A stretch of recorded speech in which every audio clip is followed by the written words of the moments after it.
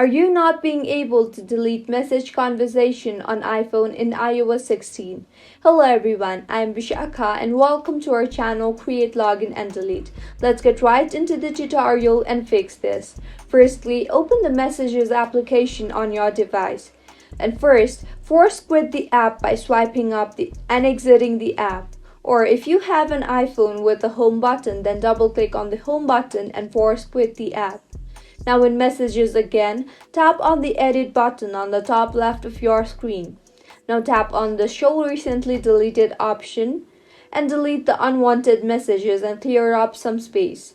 Now go to Settings again and tap on General and then on Software Update and make sure your iPhone is updated to the latest version of iOS.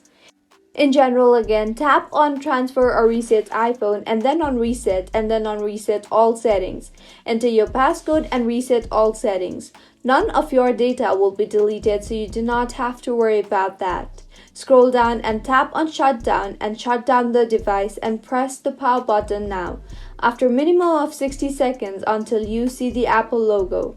If you find this tutorial helpful, do subscribe to our channel. Thank you for staying with us until the end.